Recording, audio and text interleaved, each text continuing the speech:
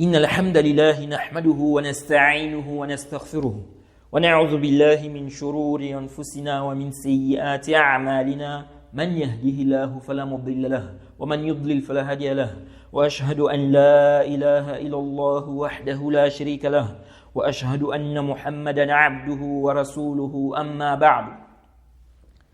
Louange à Allah, le créateur des cieux et de la terre, on le loue tout ce qu'il nous accorde comme bien, comme grâce, on lui demande de prier sur son prophète Mohammed sallallahu alayhi wa sallam, sa famille, ses compagnons et tous ceux qui les ont suivis jusqu'au jour de la rétribution. Celui qu'Allah a guidé, personne ne peut l'égarer. Celui qu'Allah a égaré, personne ne peut le guider. Alors on est toujours sur la traduction de l'explication du livre de l'unicité du Cheikh Ibn Uthaymin. Donc la parole bénéfique sur le livre de l'unicité, qui est donc l'explication du livre de l'unicité du Cheikh Mohammed ibn Abdul Wahhab. Alors, on était, n'est-ce pas, on était en train de faire l'exégèse du verset 23 de la sourate 17 et on était précisément en train de parler des propos d'Ibn Hazm, qu'Allah lui fasse miséricorde, concernant l'obéissance envers les parents. Et on a vu qu'Ibn Hazm, contrairement à ce que certains pourraient croire, Ibn Hazm voit l'interdiction de désobéir aux parents, l'obligation d'être bienfaisant envers eux. Mais le problème c'est quoi? C'est que dans le verset 23 de la sourate 17, lorsqu'on a interdit de dire aux parents ouf, ok, les savants ont déduit de là l'interdiction de causer du tort aux parents, de faire ce qui est pire. Ok? Et donc Ibn Hazm débattait, il disait que non, on ne tire pas cette interdiction de cette interdiction-là. Ok? Donc, de dire ouf aux parents. L'interdiction de dire ouf aux parents. Il voyait qu'on tire l'interdiction d'autres, n'est-ce pas, d'autres termes, d'autres passages, mais pas de cette interdiction-là. Ok? Bref, pour mieux comprendre, il faut repartir, n'est-ce pas, au cours précédent. Mais ça, c'est juste pour vous remettre dans le contexte, au cas où certains peut-être ont oublié. Donc, on est en train de lire les propos d'Ibn Hazm. Et donc, dans la suite de ces propos, il dit, donc ça c'est dans le Ihkam, ok, fi usulil ahkam, au tome 7, page 57 à 58. Donc il dit, اقتضت هذه الألفاظ من الإحسان والقول الكريم وخفض الجناح والذل والرحمة لهما والمنع من انتهارهما وأوجبت أن يؤتى إليهما كل بر وكل خير وكل رفق بهذه الألفاظ وبالأحاديث الواردة في ذلك وجب بر الوالدين بكل وجه وبكل معنى والمنع من كل ضرر وعقوق بأي وجه كان لا بالنهي عن قول أف وبالألفاظ التي ذكرنا وجب ضرورة أن من سبهما أو تبرم عليهما أو منعهما رفده في أي شيء كان من غير حرام فلم يحسن إليهما ولا خفض لهما جناح الذل من الرحمة ولو كان النهي عن قول أف مغنيا عما سواه من وجوه الأذى لما كان لذكر الله تعالى في الآية نفسها مع النهي عن قول أف النهي عن النهر والأمر بالإحسان وخفض الجناح والذل لهما معنا فلما لم يقتصر تعالى على ذكر الأف وحده بطل قول من ادعى أن بذكر الأف علم ما عداه. Donc Ibn Hazm nous dit ici que ce qui est mentionné dans le verset ou dans les versets, donc les versets 23 jusqu'au verset 24, il dit ce qui est mentionné là-bas, ok, implique, donc ces termes-là impliquent Ok? Ça implique la bonté, les paroles respectueuses, le fait de baisser l'aile de l'humilité pour eux, donc pour les parents, leur faire miséricorde. Et ça implique l'interdiction de les brusquer. Il est donc obligatoire, n'est-ce pas, de leur apporter tout bien et toute bienfaisance et toute douceur. Il dit à travers ces termes-là et les hadiths qui sont rapportés sur le sujet, on comprend donc l'obligation. Il y a dans ces textes-là l'obligation d'être bienfaisant envers les deux parents, donc le père et la mère, dans tous les aspects et dans tous les sens. Il dit, et on comprend également de ces textes l'interdiction de leur causer du tort, l'interdiction d'être désobéissant envers eux, de quelque façon que ce soit. Ensuite, il dit, on tire cela de ces textes-là et non de l'interdiction de leur dire ouf. Donc, Ibn Hazm veut nous faire comprendre que c'est à travers tout ce qui est mentionné dans le verset-là qu'on tire l'interdiction, n'est-ce pas, et l'obligation de ce qu'il a mentionné ici. Ce n'est pas, n'est-ce pas, de l'interdiction de leur dire ouf.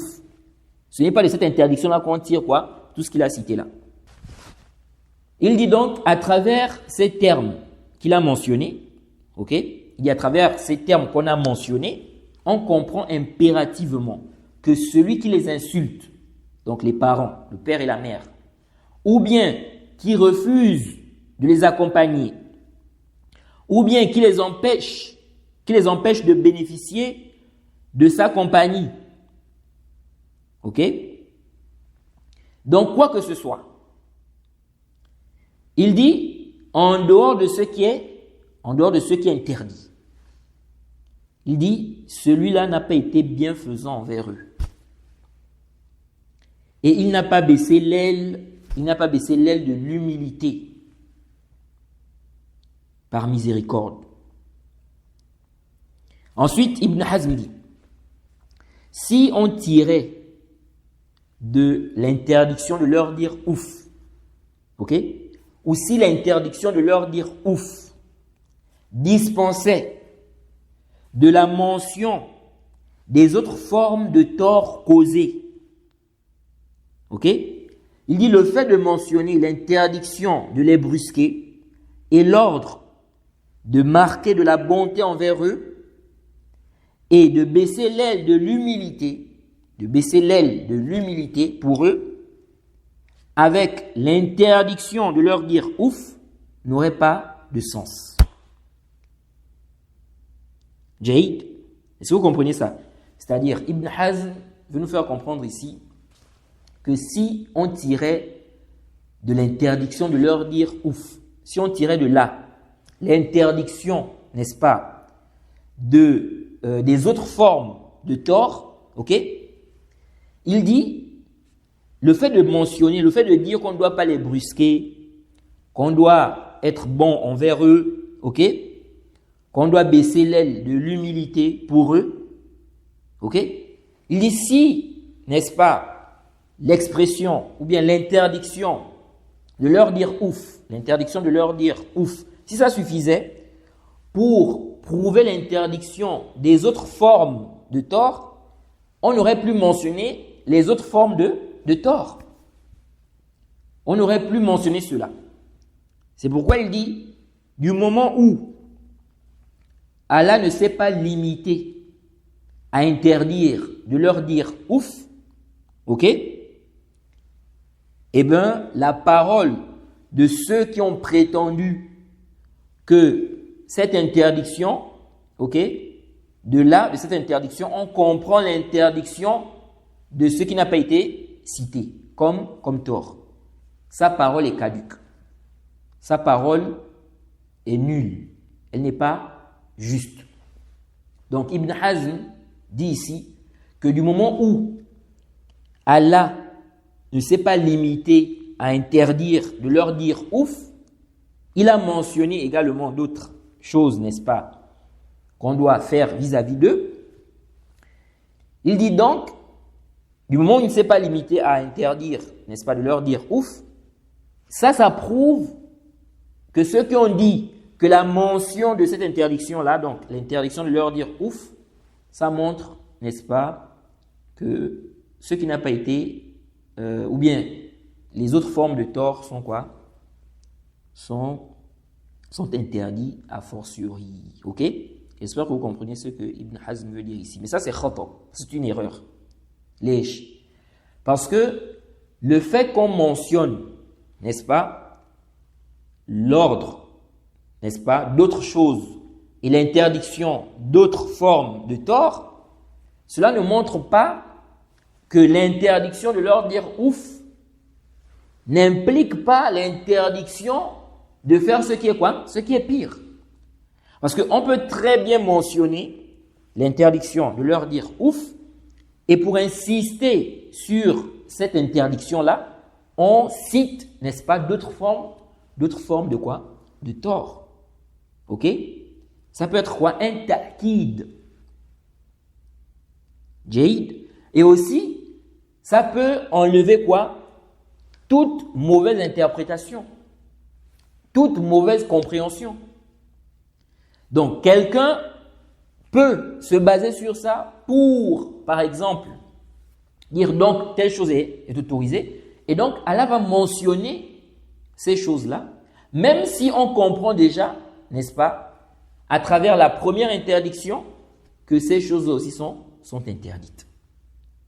Mais certaines personnes peuvent ne pas, n'est-ce pas, comprendre cela. Ou bien, certaines personnes peuvent s'argumenter du fait que ces choses-là n'ont pas été citées pour dire quoi? Que ce n'est pas quoi? Interdit. Donc, Allah mentionne cela. Il n'y a pas d'ishkal. Et l'imam Zahabi, n'est-ce pas, a fait un rad à Ibn Hazm par rapport à ses propos. Il nous dit dans son annotation au livre d'Ibn Hazm, Mulakhas Ibtal al-Qiyas. Ibn Hazm a une petite risala, donc résumé sur l'annulation de l'analogie. Parce qu'Ibn Hazm ne voit pas l'analogie. Mais sa parole n'est pas sahih. Donc, dans cette petite risala-là, il a fait un résumé, n'est-ce pas, sur l'annulation du qiyas. Donc, pour montrer que le qiyas est caduc. On ne prend pas ça en compte. Bien évidemment, cette position n'est pas sahih. Et on en parlera, Inch'Allah, dans les cours sur les fondements de la jurisprudence, si Allah nous facilite. Et donc, l'imam Zahabi a fait une annotation, n'est-ce pas, à ce livre-là. Donc, le livre d'Ibn Hazm. Et donc, Ibn Hazm a mentionné, en résumé, ce qu'on a mentionné précédemment. Ok? Donc, des propos allant dans le même sens. Et donc, l'imam Zahabi dit quoi? Il dit en annotation de cela. Il dit, Intabihu, Qultu. Donc, Ibn Hazm a parlé également du verset, ok? Le verset en question, où on interdit de dire aux parents ouf. Ok?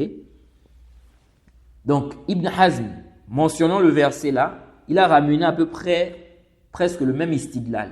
Ok? Et donc, l'imam Zahabi, en annotation à ses propos, il dit Qultu, Ya haza, bihadha al-jumud wa amthalihi, ja'alta ala 'irdika sabila, wa nasabta nafsaka a'juba, wa duhka, bal yuqalu laka, ma fahima ahadun qat min arabiyyin, wala nabati, ولا عاقل ولا واع أن النهي عن قول أف للوالدين إلا وما فوقها أولى بالنهي منها وهل يفهم ذو حس سليم إلا هذا وهل هذا إلا من باب التنبيه بالأدنى على الأعلى وبالأصغر على الأكبر وهل إذا قال لا تنهر والديك إلا والنهي عن شتمهما أو لعنهما أو ضربهما حتى يستغيثا أو خنقهما حتى يموتا بطريق الأولى. Allahu Akbar. Quelle éloquence en arabe.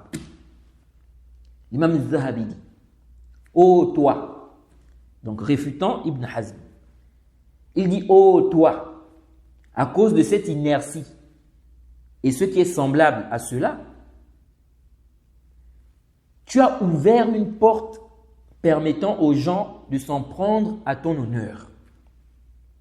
Donc, le fait de rester figé sur le terme, non, on a dit ici, ne leur dis pas ouf. On n'a pas interdit quoi? On n'a pas interdit ce qui est pire.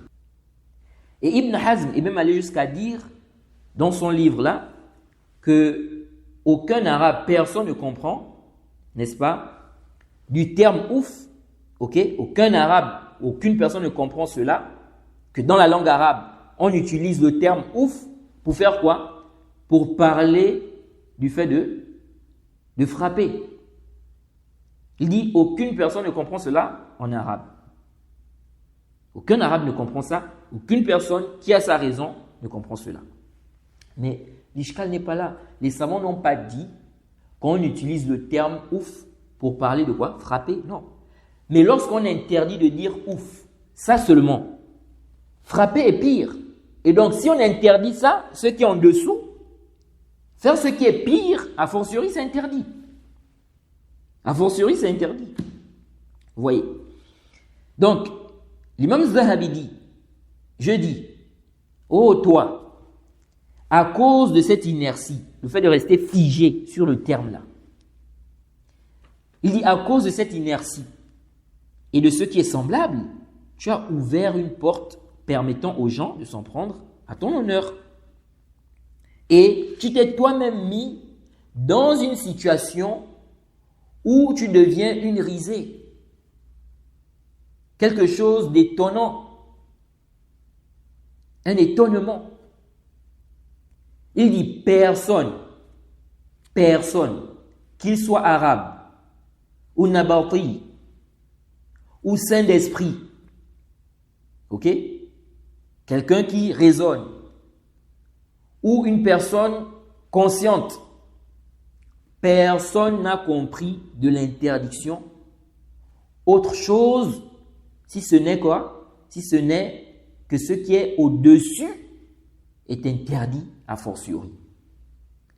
Ce qui est pire que le fait de dire ouf, c'est interdit a fortiori. Et même Zahabi dit, personne n'a compris de l'interdiction de leur dire ouf, autre chose si ce n'est cela. Ok? Que donc, si on interdit de leur dire ouf, ça veut dire que ce qui est au-dessus, a fortiori, c'est interdit. Ce qui est pire que ça, a fortiori, c'est interdit. Donc les frapper, c'est interdit. On répète encore, Ibn Hazm ne dit pas qu'on peut frapper les parents. Il ne dit pas qu'on peut désobéir aux parents. Lui, son débat, c'est sur l'istidlal, l'argumentaire. Il voit qu'on ne tire pas l'interdiction, n'est-ce pas, de désobéir aux parents, l'interdiction de les frapper, ok? Il voit qu'on ne tire pas ça de l'interdiction de leur dire ouf. Bas, c'est ça seulement qui est là. Ok? Donc il faut bien comprendre les propos d'Ibn Hazm. Et donc l'imam Zahabi dit, personne n'a compris autre chose, si ce n'est cela. Si on interdit de dire ouf, a fortiori, ce qui est quoi? Pire. Il dit, quiconque a du bon sens, comprendrait-il autre chose que cela? L'imam Zahabi dit, quiconque a du bon sens, comprendrait-il autre chose que cela? Cela n'est rien d'autre qu'une manière implicite d'avertir par ce qui est moindre pour qu'on comprenne ce qui est au-dessus. Zahabi dit quoi? Il dit, cela n'est rien d'autre qu'une manière implicite d'avertir par ce qui est moindre pour qu'on comprenne ce qui est quoi? Au-dessus. Ok? Et il dit, est-ce que s'il dit ne brusque pas tes deux parents. Est-ce qu'on comprend cette parole sans comprendre que c'est en même temps une interdiction, a fortiori, de les insulter, de les maudire, ou bien de les frapper jusqu'à ce qu'ils demandent secours, ou de les étrangler jusqu'à ce qu'ils meurent? Vous voyez. Et l'imam Zahabi a même donné un exemple. Il disait que si un homme dit à sa femme, ne parle pas aux hommes, donc aux hommes étrangers. Si tu le fais, je vais te frapper. Il dit, si sa femme va commettre le zina, ok? Mais elle n'a pas parlé avec un homme étranger, mais elle a commis le zina avec un homme étranger. Il dit, celle-là, elle a fait quoi? Elle a désobéi. Et, a fortiori, n'est-ce pas, elle mérite même quoi? D'être frappée. A fortiori. Pourtant, elle n'a pas parlé à un homme étranger. Qu'est-ce que l'imam Zahabi veut faire ressortir ici? Il veut faire ressortir en fait cet istidlal, que si il interdit, s'il dit à sa femme, ne parle pas aux hommes étrangers, maintenant elle va faire le zina. Le zina, c'est pire. C'est pire que le simple fait de parler aux hommes étrangers. Donc s'il dit, si tu parles aux hommes étrangers, je vais te frapper. Maintenant, elle va faire le zina. Il dit a fortiori ici, là, elle mérite quoi? D'être frappée par rapport à ses propos ici. Est-ce que vous suivez? Bref, on avait vu que le raisonnement à contrario, ok, il est quoi? Il est sahih. Bien évidemment, on avait vu avec des conditions dans les fondements de la jurisprudence. Et le qiyas awla aussi, n'est-ce pas? Le qiyas awla, c'est sahih. Hein? J'avais, je crois, dans la réfutation, n'est-ce pas, contre la BAM, j'avais dit que je n'ai pas encore trouvé une expression qui pourrait mieux exprimer, n'est-ce pas, ce terme-là en français. Et un frère qui m'a contacté, il m'a envoyé des preuves me disant qu'on peut, n'est-ce pas, en français, le qiyas awla, n'est-ce pas, on le nomme aussi quoi? Ou on le nomme le raisonnement a fortiori. Le raisonnement a fortiori. Ok? Donc Allah récompense ce frère-là qui m'a fait profiter de cela. Donc, le raisonnement a fortiori, ok? Ou bien le raisonnement a contrario, ces deux raisonnements-là sont corrects. Ok? C'est-à-dire que on prend cela en considération. Bien évidemment, concernant le raisonnement a contrario, on avait vu qu'il y a des conditions. Ok? Donc voilà un peu ce que on pouvait dire par rapport aux propos d'Ibn Hazm. Donc on revient à l'explication du Cheikh Ibn Uthaymin. Donc on est toujours sur l'exégèse du verset 23 de la sourate 17. Vous voyez bien que dans ce verset on a dit Wabil walidaini ihsana, est marqué de la bonté envers les pères et mères. Ok? Et donc on est en train d'expliquer ce verset. Donc le Cheikh Ibn Uthaymin nous dit ici, donc là je suis à la page 31, il dit Wa fi qawlihi fala taqul lahuma uff kafful adha wa ma'na uffin atadajjaru لأنك إذا قلته فقد يتأذيان بذلك وفي الآية إشارة إلى أنهما إذا بلغ الكبر صارا إبئا على ولدهما فلا يتضجر من الحال ولا ينهرهما في المقال إذا أساء في الفعل أو القول. Le Cheikh Ibn Uthaymin dit dans sa parole, n'est-ce pas, ne leur dis pas ouf. Ok? Donc là, on est au verset 23 de la sourate 17. Dans cette parole-là, il dit Il dit donc, on tire de là le fait de s'abstenir de leur causer du tort. Ok? Lorsqu'on te dit, ne leur dis pas ouf, ne leur dis pas ouf, le cher Ibn Uthaymin dit, on tire de là le fait de s'abstenir de leur causer du tort. Ensuite, il dit, et le sens de ouf, c'est-à-dire quoi? Je m'en lasse, ok? Ou je me lasse, ça m'ennuie. Il dit, parce que si tu dis cela, si tu leur dis cela, n'est-ce pas? Ils peuvent se sentir mal. Ils peuvent se sentir mal à l'aise à cause de cela. Ok? Donc, ça va leur causer quoi? Du tort. Ok? Ça va leur causer du tort. Il dit, et dans le verset, il y a une indication, n'est-ce pas? Prouvant que s'ils sont âgés, donc s'ils atteignent la vieillesse, ok, ils deviennent comme un fardeau pour l'enfant. Ok? Et donc, par conséquent, il ne doit pas se lasser de la situation. Le cher Ibn Uthaymin veut dire quoi?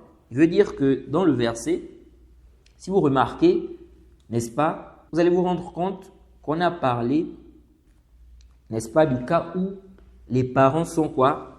Ils sont vieux. Ok? Le cher veut nous faire comprendre qu'il y a une indication ici, ok, dans le verset, montrant en fait que lorsque les parents sont âgés, lorsqu'ils sont vieux, ils deviennent comme un fardeau. C'est pourquoi on dit quoi? Tu ne dois pas te lasser, tu ne dois pas, n'est-ce pas, te lasser de la situation. Ok? Donc il dit, il ne doit pas les brusquer. Ok? Ne les brusque pas dans la parole s'ils agissent mal. S'ils agissent mal. Ou bien s'ils parlent mal. Donc, ce n'est pas parce que le parent a mal agi que toi aussi tu dis quoi? Comme mon père a mal agi, moi aussi j'agis mal envers lui. Comme ma mère me parle mal, moi aussi je parle mal. Non, c'est pas comme ça. Ce n'est pas quoi? Ce n'est pas comme ça.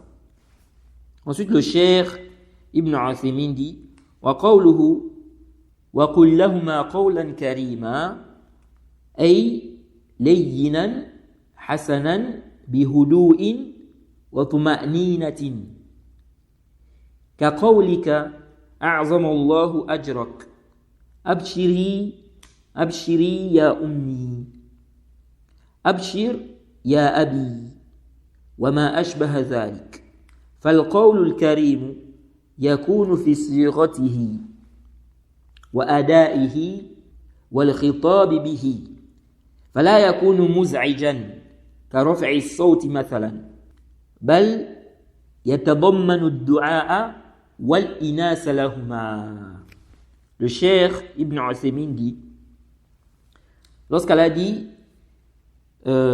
adresse, n'est-ce pas, dis-leur, n'est-ce pas, dis-leur des paroles respectueuses, des paroles, n'est-ce pas, des propos gentils, il dit ici, c'est-à-dire des paroles douces, des belles paroles avec douceur, ok, et apaisement.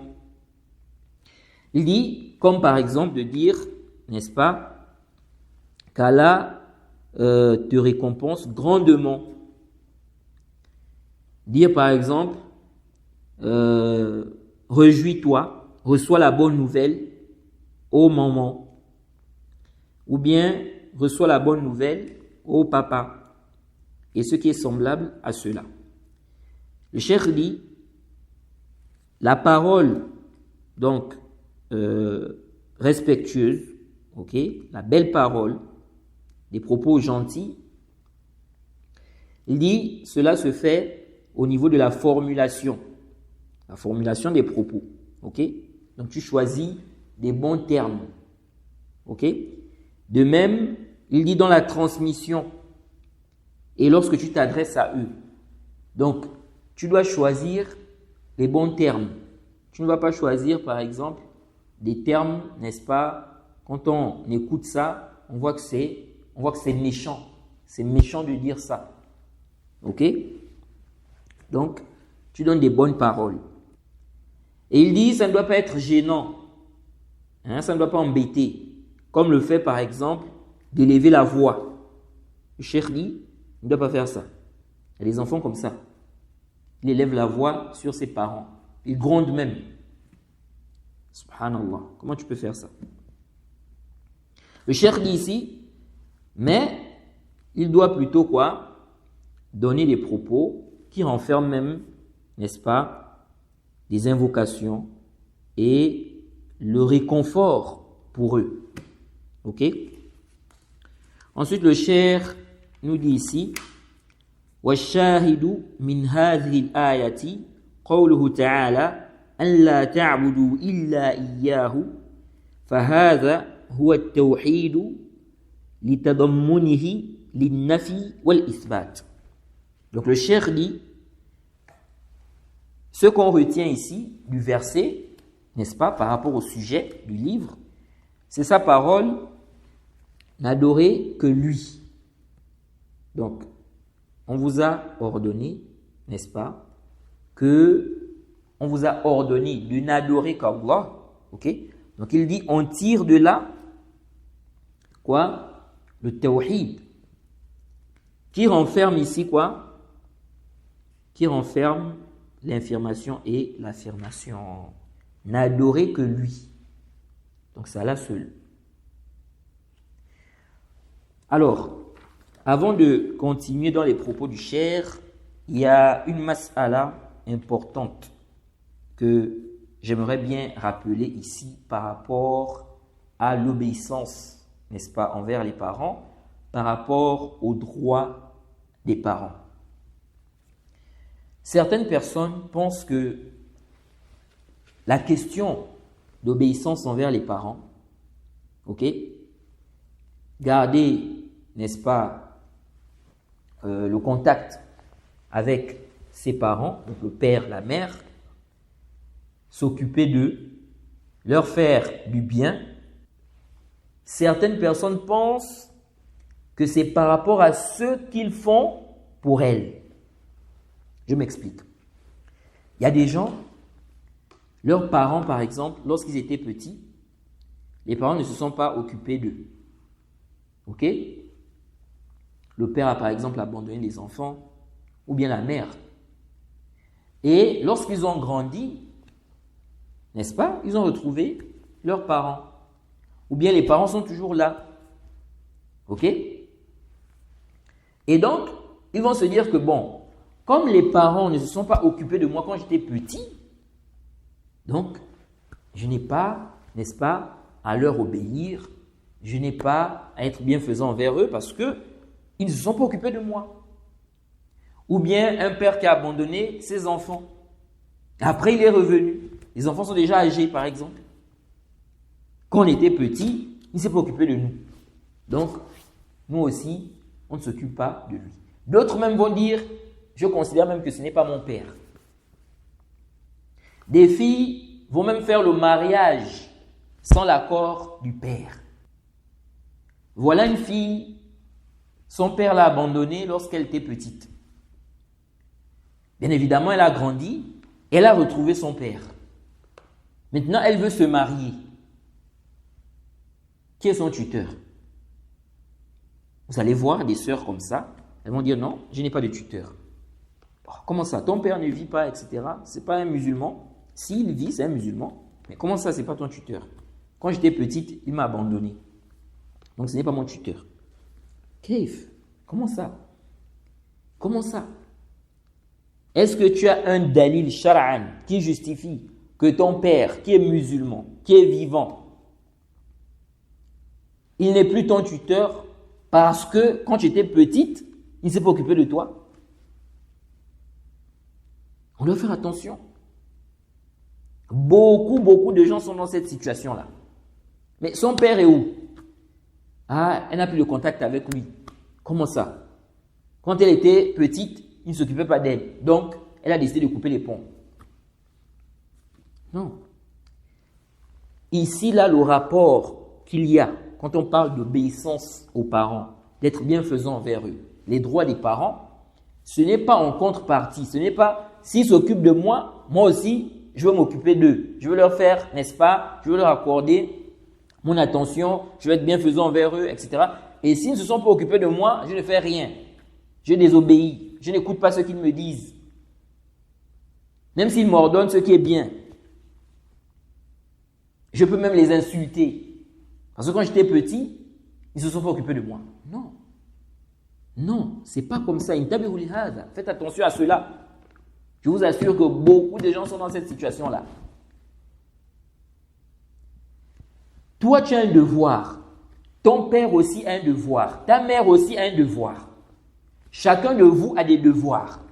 Ok, ton père n'a pas respecté, n'est-ce pas, ses devoirs. Ton père n'a pas respecté ses devoirs. Ta mère aussi, par exemple. Mais toi, tu dois respecter, n'est-ce pas, les tiens. Tu ne dois pas dire, comme mon père n'a pas respecté ses devoirs vis-à-vis de moi, donc moi aussi, je ne respecte pas quoi? Mes devoirs vis-à-vis de lui. Là, ce n'est pas comme ça. Ce n'est pas comme ça. Parce que c'est vrai que parmi les causes, ok, lorsqu'on parle de l'obéissance envers les parents, parmi les causes, c'est parce que voilà, ils t'ont éduqué, hein, ta mère s'est occupée de toi, etc. Naam, sahih. Elle est enceinte, elle a supporté les douleurs, ok. Ton père aussi, il a dépensé. Pour toi, il s'est occupé de toi, ok. Il allait chercher, n'est-ce pas, le travail, comment te nourrir. Il s'occupait de toi et de ta mère. La mère aussi, elle s'occupait de toi quand tu étais petit, etc. Il se peut, n'est-ce pas, qu'il y a des nuits comme ça où il n'arrivait pas à dormir parce que tu étais malade. Tu pleurais toute la nuit. Et papa et maman n'arrivaient pas à dormir. Ok? Naam, sahih. Que parmi les causes, c'est quoi? Le bien qu'ils ont eu à faire, n'est-ce pas? Le bien qu'ils t'ont fait en fait. Mais attention, l'obéissance envers les parents, l'obligation d'être bienfaisant envers les parents, ce n'est pas conditionné par ça. C'est pourquoi il y a des textes généraux qui sont venus, n'est-ce pas? On nous parle, n'est-ce pas, du danger de désobéir aux parents. Dans le Sahih, parmi les grands péchés, le prophète nous mentionne que parmi les grands péchés, le fait d'être quoi? Désobéissant envers les parents. Ne pas bien se comporter envers les parents, être désobéissant. Parmi les grands péchés. Ce n'est pas conditionné par le fait qu'ils s'occupent de toi là-bas. Là. Ok? Donc, si tes parents ne se sont pas occupés de toi lorsque tu étais petit, ok? Ils ont péché. Ils n'ont pas fait leur devoir, ok? Ils ont des comptes à rendre par rapport à cela. Mais toi aussi, tu as tes devoirs vis-à-vis d'eux. Tu ne dois pas dire, comme eux, ils n'ont pas fait, moi aussi, je ne fais pas. Non, ce n'est pas comme ça. Ce n'est pas comme ça. Donc, faites très attention à cela. Je rappelle ça parce que beaucoup de gens sont dans ça. Et je sais de quoi je parle parce que je reçois parfois beaucoup de questions sur ces choses-là. Et surtout dans la question du mariage. Elle n'a pas de tuteur. Alors, comment ça n'a pas de tuteur? Oh non, parce que son père ne s'occupait pas d'elle. Donc, elle s'est écartée de lui. Non, c'est pas ça. Ok? Maintenant, Intabiru, c'est vrai qu'un père qui s'est occupé, n'est-ce pas, de toi, la bienfaisance que tu vas faire, n'est-ce pas, ou bien le bien que tu vas lui faire, ok, c'est évident que ça ne va pas être comme le bien que tu aurais pu faire s'il ne s'était pas occupé de toi. Je m'explique. Un père qui s'est occupé, n'est-ce pas, de son fils. Il a fait ses devoirs. Il s'est occupé de lui, comme il se doit. Ok? Tu dois être bienfaisant envers lui. Tu dois lui obéir. Ok? Mais un père qui ne s'est pas occupé de son fils. Il n'a pas fait ses devoirs vis-à-vis de son fils. Est-ce qu'il doit quand même obéir à son père, être bienfaisant envers lui? Oui. Maintenant, la bienfaisance là, ça a des degrés. Ok? Ça a des degrés. Ça veut dire quoi? Il peut être bienfaisant envers lui, il fait ce qu'on appelle le strict minimum. Ok? Pour ne pas être dans le péché. Mais le père, par exemple, qui s'est occupé de son fils, il a souffert. Il a fait beaucoup d'efforts pour son fils. Celui-là, normalement, tu devrais plus t'occuper de lui. Ok? Faire un peu plus qu'un père, par exemple, qui ne s'est pas occupé de toi. Ok? Donc, une mère qui s'est occupée de ses enfants, la bienfaisance, elle va être plus. Ok? Mais la mère qui ne s'est pas occupée de ses enfants, est-ce que tu ne dois pas être bienfaisant envers elle? Est-ce que tu dois l'insulter? Lui désobéir? Non. Tu fais le strict minimum. Si tu veux faire plus aussi, il n'y a pas de mal. Ok? Et ce qui montre qu'on prend aussi en compte, n'est-ce pas, dans la bienfaisance envers les parents, on prend aussi en compte ce que les parents ont fait pour nous, dans le sens que j'ai expliqué là. Ok? Ce n'est pas que non, si les parents n'ont rien fait pour moi, moi aussi je ne fais rien. Non. Dans le sens que j'ai expliqué là. Donc, un parent qui s'est occupé de toi, ok? La bienfaisance que tu vas faire, n'est-ce pas, à ce parent-là, ok? Ça va être quoi? Ça va être plus comparé à un parent qui ne s'est pas occupé de toi. Mais lui aussi, tu dois être bienfaisant envers lui. Tu te dois de le respecter, ok? De faire en fait le strict minimum. Donc je disais tantôt que parmi les choses qui montrent qu'on prend aussi en compte, n'est-ce pas, les efforts des parents vis-à-vis de nous, ok? C'est quoi? C'est ce qui est rapporté dans le Sahih Muslim, le hadith numéro 2548, et dans le Sahih al-Bukhari, le hadith numéro 5971. D'après Abi Huraira, qu'Allah l'agrée, Ja'a rajulun ila Rasulillahi sallallahu alayhi wa sallam. Faqal, Ya Rasulallah, man ahaqqu an-nasi bi husni sahabati. Abu Huraira nous dit qu'un homme est venu voir le messager d'Allah.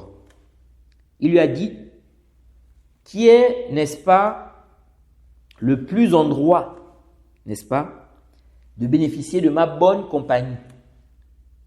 Ok? Qui est plus en droit dans la bienfaisance. Le prophète a dit ta mère, ummuka. Le prophète a dit quoi? Ta mère. Qala thumma man. Il a dit au prophète, après c'est qui? Donc puis qui? Le prophète a dit thumma ummuk. Puis ta mère. Qala thumma man. Il a dit puis c'est qui? Le prophète a dit thumma ummuk. Puis ta mère. Donc 3 fois. Qal thumma man. Puis qui? Le prophète a dit thumma abuka. Puis ton père. Intabihu. Ce compagnon vient voir le prophète. Il dit au prophète, qui mérite le plus ma bonne compagnie? Qui est le plus en droit de ma compagnie? De mes bienfaits? Le prophète lui dit ta mère. Il dit ensuite qui? Le prophète dit ta mère. Il dit ensuite qui? Le prophète dit ta mère. 3 fois. Il dit ensuite qui? Le prophète dit ton père. Donc le prophète a dit ton père après quoi? Après avoir dit ta mère 3 fois. Pourquoi? Limaza. Pourquoi la mère? Pourquoi le prophète dit ta mère? Puis qui? Ta mère. Puis qui? Ta mère. Puis qui? Ton père. Pourquoi? Les savants ont expliqué ça. L'imam Nawawi, dans son explication du Sahih Muslim, n'est-ce pas, lorsqu'il a expliqué ce hadith, il dit quoi? Il dit, قال العلماء, il dit les savants ont dit. Donc ce sont les savants qui ont dit ça. Il dit, قال العلماء وسبب تقديم كثرة تعبها عليه وشفقتها وخدمتها ومعاناة المشاق في حمله ثم وضعه ثم إرضاعه ثم تربيته ثم خدمته وتمريضه وغير ذلك. L'imam Nawawi dit, les savants ont dit que la raison pour laquelle la mère a prééminence sur le père ici, donc pourquoi on a cité la mère d'abord, et on a insisté sur elle, la mère. L'imam Nawawi nous dit, les savants ont dit qu'on a cité la mère, donc avant le père, comme ça, à cause de la grande fatigue qu'elle a eue, à cause de lui. À cause de la grande fatigue qu'elle a eue à cause de lui. Ainsi que de sa compassion. À cause de la compassion. Généralement, la mère a plus de compassion, n'est-ce pas, pour l'enfant. Généralement. Il dit, et son service. À cause de son service, elle s'est occupée de lui. Et les difficultés qu'elle a eues pendant la grossesse. De même lors de l'accouchement. Ah oui, ta mère qui t'a porté 9 mois dans le ventre, elle a eu des difficultés. Les douleurs, lorsque tu bougeais dans le ventre, il se peut que tu frappais, comme on dit là, les pieds. Les douleurs. Il se peut que la nuit, elle se réveille comme ça, elle a du mal à dormir à cause des douleurs, de la grossesse. Oui. Les douleurs lors de l'accouchement. Il y a des douleurs là. Donc les savants disent, à cause des difficultés là, qu'elle a eues pendant la grossesse. Vous voyez, elle avait des maladies, parfois la nausée, etc. Elle ne se sentait pas bien. Vous voyez, tout ce qu'elle a pu avoir là, comme difficulté pendant la grossesse. De même lors de l'accouchement. Il dit, puis le moment de l'allaiter, puis l'élever, donc l'éduquer, le servir, le soigner, s'occuper de lui pendant sa maladie, lorsqu'il était malade, etc. Fin de citation. Vous voyez? Donc pourquoi la mère? Pourquoi on a dit la mère? Les savants ont dit à cause des difficultés qu'elle a eues à cause de toi. Ça, le père n'a pas eu ça. Les difficultés de la grossesse, l'accouchement. Vous voyez? Quand tu étais malade, etc. Vous voyez? Et regardez ce qu'Allah a dit. Sourate numéro 31, verset 14. Et nous avons commandé à l'homme la bienfaisance envers ses pères et mères. Sa mère l'a porté, subissant pour lui peine sur peine. Son sevrage a lieu à 2 ans. Sa mère l'a porté, subissant pour lui peine sur peine.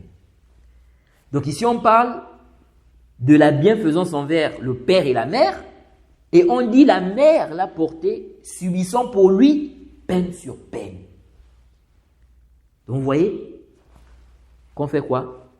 On cite la mère ici, spécifiquement, par rapport à ce qu'elle a subi. Donc oui, la mère, elle a un grand droit sur toi.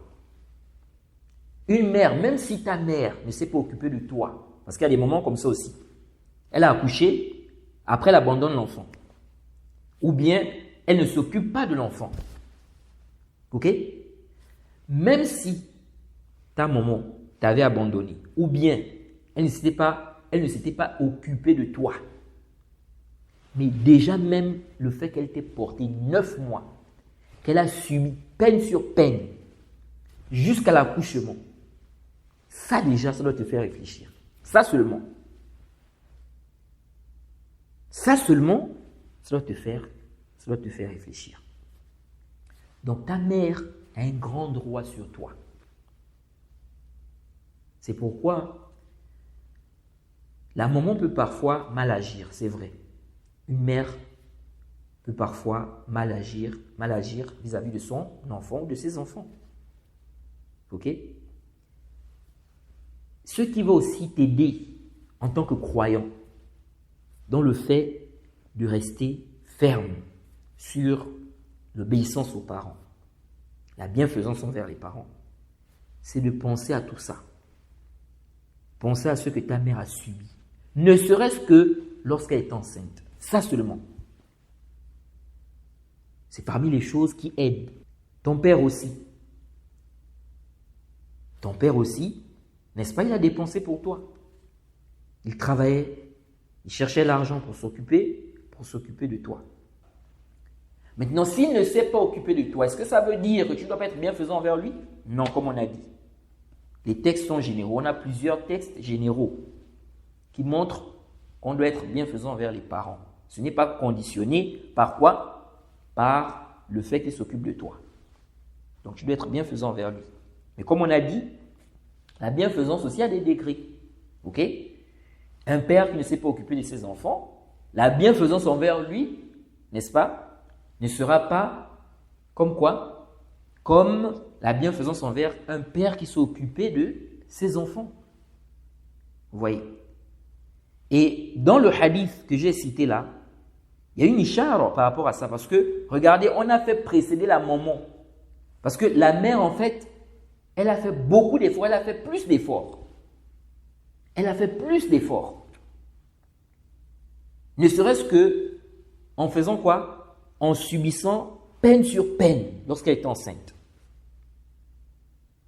Donc, elle est plus en droit. C'est pourquoi on dit ici que le père qui s'est occupé de ses enfants, ok, la bienfaisance envers lui, n'est-ce pas, ne sera pas comme la bienfaisance envers un père qui ne s'est pas occupé de ses enfants. Mais il faut quoi? Il faut le respecter. Donc, tous les deux doivent être respectés. On doit être bienfaisant envers eux. Ok? Maintenant, il n'y a pas de mal. Hein? On ne dit pas que c'est interdit.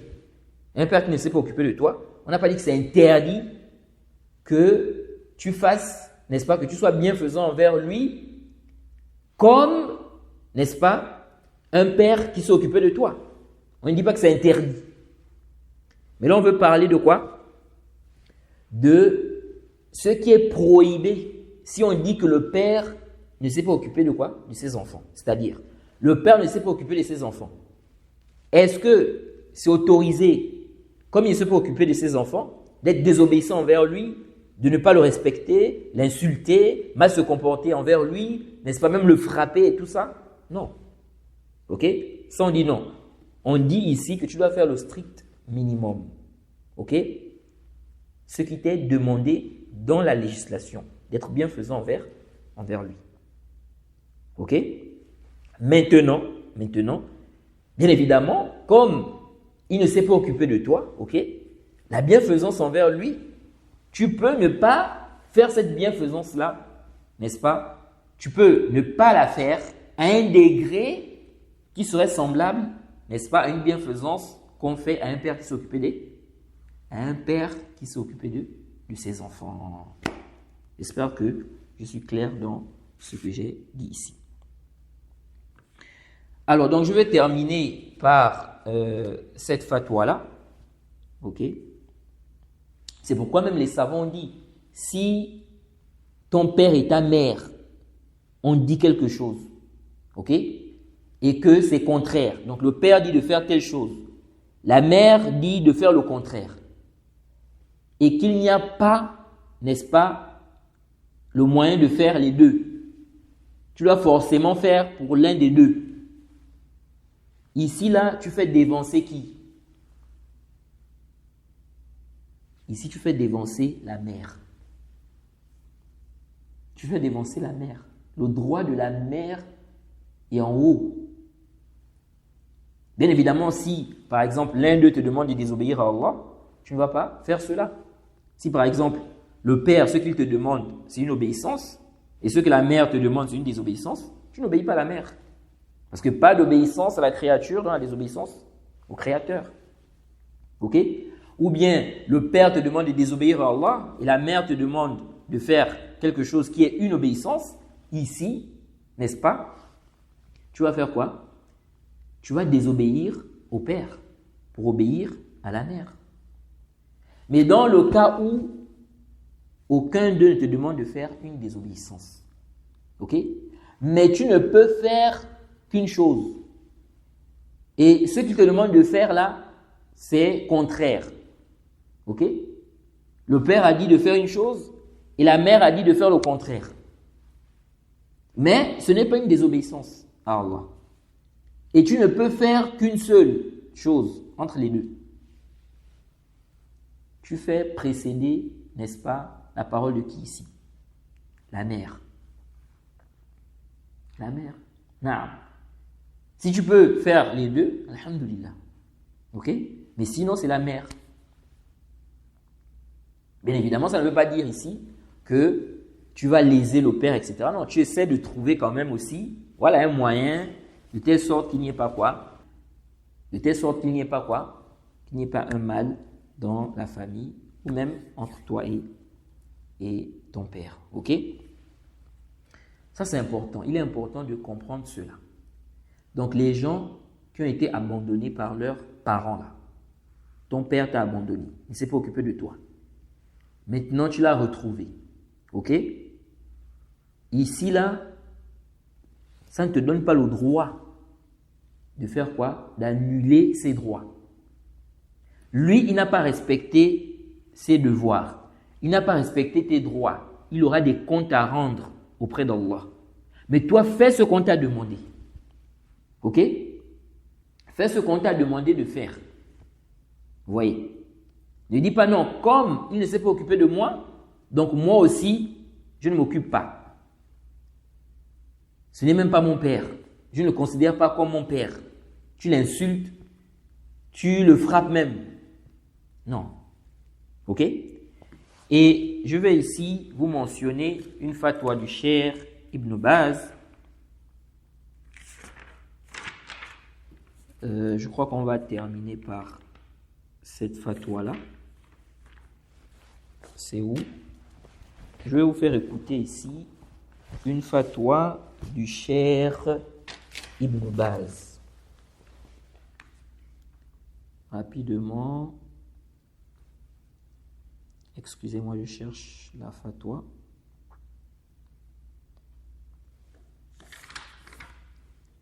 Naam.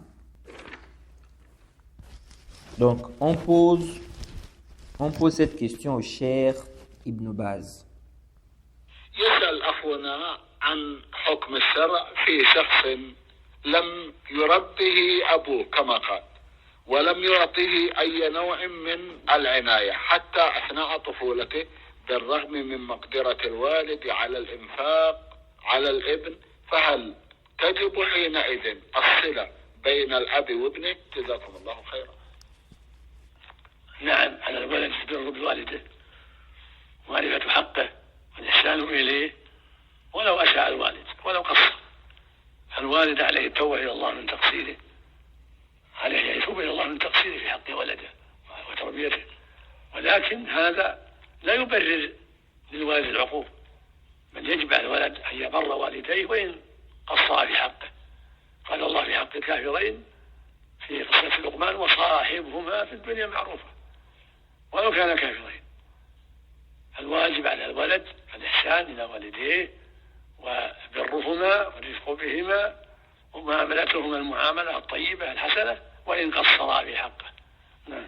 جزاكم الله خيرا. Non. Donc, ici, là, on pose la question au Cheikh Ibn Baz. Je vais mettre le lien de la fatwa en description, ok? Donc, sur YouTube, donc sous n'est-ce pas, la barre de description. Donc on pose la question au Cheikh Ibn Baz. On lui dit, quel est le jugement de la législation concernant quelqu'un qui n'a pas été élevé par son père? Il ne s'est aucunement occupé de lui, même pendant son enfance. Est-ce que vous suivez ça? Donc on pose la question au Cheikh Ibn Baz. Un père qui ne s'est pas occupé de son enfant. Ok? Il n'a rien fait pour lui. Il dit, malgré qu'il avait les moyens de s'occuper de lui. Ah! Donc, le père avait les moyens de s'occuper de l'enfant. Mais il ne s'est pas occupé. Ok? Est-ce obligatoire de garder les liens de parenté avec lui? La réponse du Cheikh Ibn Baz. Oui. L'enfant doit être bienfaisant envers son père. Il doit reconnaître son droit, lui faire du bien, même si le père a mal agi, même s'il a fait preuve de négligence, n'est-ce pas, vis-à-vis de lui. Même s'il a fait preuve de négligence. Et le père doit se repentir auprès d'Allah de sa négligence envers son enfant et l'éducation de son enfant. Donc le Cheikh Ibn Baz dit, oui, tu dois être bienfaisant envers ton père. Donc même s'il ne s'est pas occupé de toi. Mais ton père aussi, il doit se repentir par rapport à sa négligence. Par rapport à quoi? Par rapport à sa négligence. Le Cheikh Ibn Baz dit, cependant, donc il doit se repentir. Il dit, cependant, cela ne légitime pas la désobéissance de l'enfant envers lui. Le mauvais comportement envers lui. Donc, Naam, bien qu'il ait été négligent, ok, il doit se repentir pour cela, mais cela ne légitime pas que tu sois désobéissant envers lui, que tu te comportes mal envers lui. Le Cheikh dit, il est plutôt obligatoire sur l'enfant d'être bienfaisant envers son père, même s'il a été négligent envers ses droits. Donc, les droits de l'enfant. Allah a dit au sujet des parents mécréants, mais reste avec eux ici-bas de façon convenable, même s'ils sont mécréants. Ce qui est obligatoire, donc, ce sont les propos du Cheikh Ibn Baz. Il dit, ce qui est obligatoire sur l'enfant, c'est d'être bienfaisant envers ses parents, donc le père et la mère, père et mère. Il dit, leur faire du bien, être doux envers eux, bien se comporter envers eux, même s'ils sont négligents vis-à-vis de ses droits. Fin de citation. Même s'ils sont négligents vis-à-vis de ses droits. Ça, c'est la fatwa du Cheikh Ibn Baz. On pose la question au Cheikh ici concernant un père qui ne s'est pas occupé de son enfant. Voilà la réponse du Cheikh Ibn Baz. Vous voyez ça? Donc, ce fikr, cette conception que beaucoup de gens ont, elle n'est pas correcte. De dire que si le père ne s'est pas occupé de moi, donc je n'ai pas à être bienfaisant envers lui. Si la mère ne s'est pas occupée de moi, donc je n'ai pas à être bienfaisant envers elle. Non, ce n'est pas comme ça. Ce n'est pas tu me donnes, je te donne. Non. Donc le rapport qu'il y a entre le père et le fils, la mère et le fils, ou bien la fille et le père, la fille et la mère, ce n'est pas donna comme on dit. Chez nous on dit donna. Tu me donnes, je te donne. Non, c'est pas ça. Tu as des devoirs vis-à-vis de tes parents. Tu dois les respecter. Tes parents aussi ont des devoirs vis-à-vis de toi. Ils doivent respecter cela. Celui qui ne va pas respecter ses devoirs, il aura des comptes à rendre. Ok? C'est-à-dire, il peut, mais il néglige, il aura des comptes à rendre. Mais cela ne donne pas quoi? Ne donne pas le droit à l'autre de faire pareil. Ok? C'est-à-dire, si par exemple, le père n'a pas respecté ses devoirs vis-à-vis de ses enfants, ça ne donne pas le droit aux enfants, n'est-ce pas, de ne pas respecter les leurs, donc leurs devoirs. Ok? Ou bien si la mère n'a pas respecté ses devoirs vis-à-vis de ses enfants, ça ne donne pas le droit aux enfants de ne pas respecter les leurs vis-à-vis d'elle. Ok? Donc, voilà un peu ce que je voulais rappeler ici par rapport à cette question-là. C'est très, très important. Les sœurs qui enlèvent les tutorats là, qui annulent le tutorat du père, soi-disant que mon père, quand j'étais petite, n'est-ce pas, il ne s'est pas occupé de moi. Ok? Donc, comme étant petite, il ne s'est pas occupé de moi, ce n'est pas mon tuteur. Non. Du moment où il est musulman, ton père est musulman, c'est ton tuteur. C'est ton tuteur. Ok?